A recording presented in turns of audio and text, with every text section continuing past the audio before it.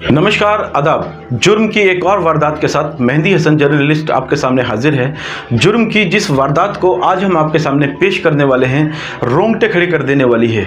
एक प्रेमी जो अपनी प्रेमिका का पहला पति भी था, अपनी प्रेमिका की, अपनी पत्नी की गर्दन काट देता है और उसके सर को थैले में रखकर दिन भर घूमता रहता है। और उसके बाद जब लोगों को ये शक होता है कि उसमें से खून टपकता हुआ देखते हैं, थैले को लोग खोलकर देखते हैं तो देखते हैं कि उसमें उसकी पहली पत्नी का सर रखा हुआ है।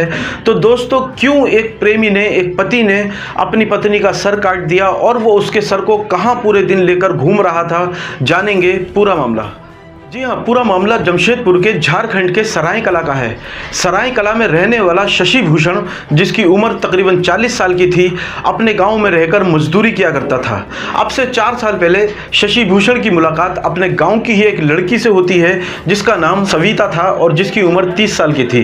जब शशि भूषण और सविता की एक दूसरे से नज़दीकियाँ बढ़ने लगती हैं तो वो नज़दीकियाँ इतनी ज़्यादा बढ़ती हैं कि वो दोनों मंदिर में जाकर शादी कर लेते हैं और उसके बाद सविता और शशि भूषण साथ रहने लगते हैं। 4 सालों में सविता के और शशि भूषण के 2 बच्चे भी हो चुके थे, लेकिन बावजूद इसके जब से उन्होंने विवाह किया था, जब से उन्होंने शादी की थी, तब से लेकर आज तक उनके परिवार के बीच किसी न किसी तरह का रोज झगड़ा होता रहता था और दोनों लोगों में रोज किसी न किसी बात को लेकर कलह होती रहती थी। इस कलह से परेशान होकर, इस रोज के झगड़े से परेशान होकर सविता एक दिन अपने घर आ जाती है, अपने मायके आ जाती है। उधर शशि भूषण अपने घर पर अकेला रह जाता है, लेकिन 3 महीने के बाद शशि भूषण एक और शादी कर लेता है। जब ये बात सविता को पता लगती है तो सविता इस बात पर बिल्कुल भी ऑब्जेक्शन नहीं उठाती है और सब कुछ ऐसे ही चलता रहता है। अब से 3 महीने पहले शशि भूषण को ये बात पता लगती है कि सविता अपने किसी प्रेमी के साथ वहां रह रही है। ये बात सुनकर शशि भूषण बहुत गुस्सा होता है, बहुत नाराज होता है और वो सविता के घर पहुंच जाता है। और सविता के घर पहुंचने के बाद वो सविता के प्रेमी के ऊपर वार करता है और उसे घायल कर देता है और दोनों का झगड़ा होता है।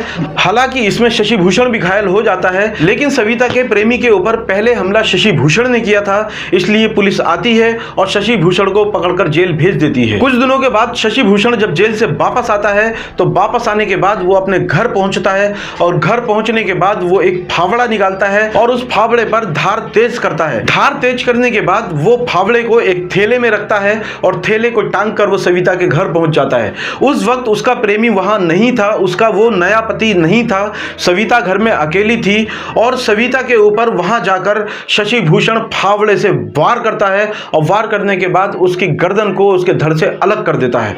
और उसके बाद वो जालिम इंसान उसके कटे हुए सर को एक थैले में रखता है और थैले में रखने के बाद बाहर निकल जाता है और बाहर इधर से उधर सुबह से लेकर शाम तक घूमता रहता है। जब लोग ये देखते हैं कि शशि भूषण के थैले से खून टपक रहा है तो शुरू में तो उन्हें ऐसा कोई शक नहीं होता, लेकिन जब सुबह से शाम हो जाती है तो लोगों का शक बढ़ने लगता है। वो उसको रोकते हैं और थैला चेक करते हैं। जब वो थैला खोलते हैं और देखते हैं तो वो सन्न रह जाते हैं और कांप जाते हैं, क्योंकि उस थैले के अंदर शशि भूषण की पहली पत्नी का कटा हुआ सर रखा हुआ था।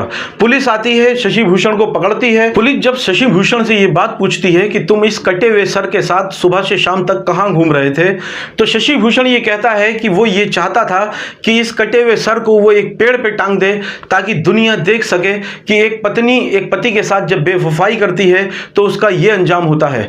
तो दोस्तों, ये तो शशि भूषण का बयान था, लेकिन शशि भूषण ने पहले शादी करी थी, 3 महीने पहले शादी कर ली थी और वो एक पत्नी के साथ रह रहा था, तो कोई गुनाह नहीं था। क्या एक पुरुष 2 शादियां कर सकता है? लेकिन उसकी पत्नी जो अकेली रह गई थी और बिल्कुल अकेली रह रही थी, तो क्या एक महिला को यह अधिकार नहीं है कि अगर उसका पति उसे छोड़ दे तो वो कोई शादी कर ले? लेकिन दोस्तों, पुलिस जांच में ये बात आई है और पुलिस का कहना यह है कि शशि भूषण साइको हो चुका है, शशि भूषण पागल हो चुका है। लेकिन दोस्तों, जिस तरीके की घटना शशि भूषण ने की, क्या आपको लगता है कि शशि भूषण साइको हो गया है या शशि भूषण पागल हो गया है, या ये शशि भूषण का कोई बहाना है, या इसके पीछे भी कोई कहानी है? आप अपने कमेंट कर इसमें अपनी राय जरूर दें। दोस्तों, आप अगर हमसे बात करना चाहते हैं या आप अपने क्षेत्र की किसी घटना से हमें अवगत कराना चाहते हैं तो कमेंट बॉक्स में कमेंट करें। दोस्तों, जुर्म की ऐसी ही वारदातें लाने का मकसद ये होता है कि समाज जागरूक हो सके, समाज सतर्क हो सके, समाज चौकन्ना हो सके और समाज सावधान हो सके।